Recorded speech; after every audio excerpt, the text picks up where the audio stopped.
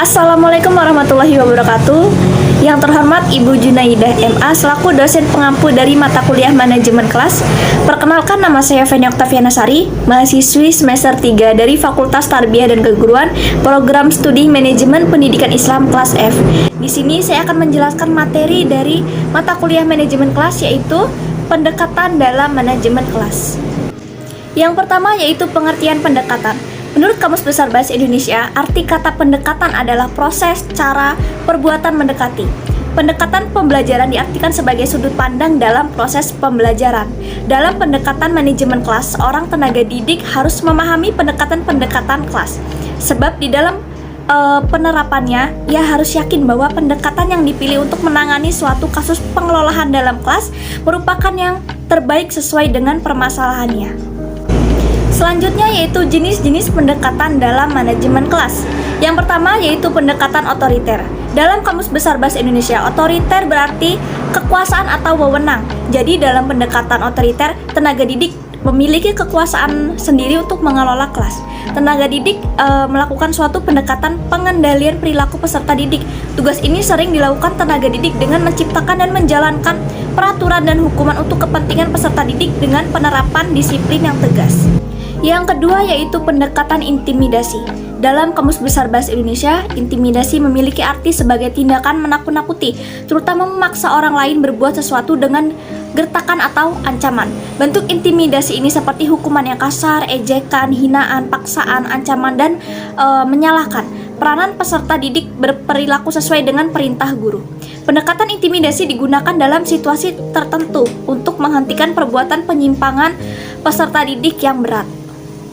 Contohnya yaitu ketika guru atau tenaga didik memberikan hukuman terhadap peserta didik seperti berjemur di tengah lapangan karena telah melanggar aturan sekolah.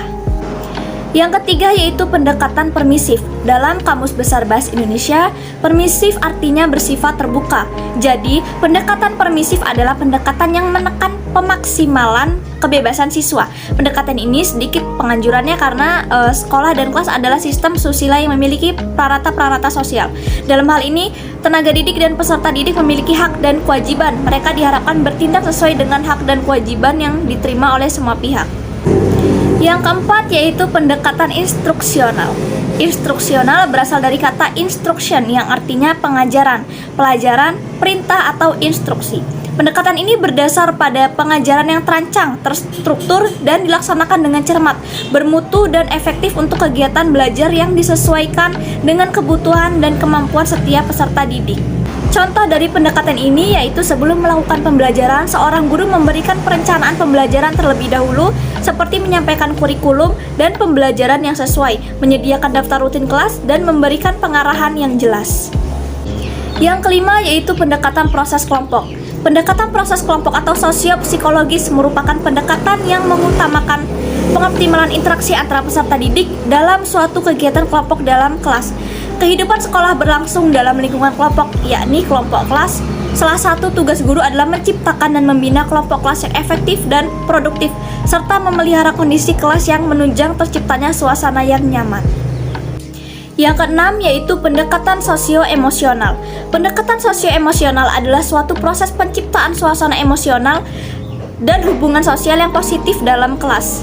Hubungan baik antara guru dengan pribadi siswa, serta menciptakan hubungan pribadi yang sehat. Dalam hal ini, guru hendaknya tetap sabar dalam menghadapi siswa. Misalnya, yang melakukan kesalahan tetap diberi pengarahan dengan suatu keyakinan bahwa tingkah laku peserta didik tersebut akan dapat diperbaiki. Demikianlah presentasi dari saya. Apabila ada kesalahan dan kekurangan, saya mohon maaf. Saya akhiri, wabillahi taufiq wal hidayah. Wassalamualaikum warahmatullahi wabarakatuh.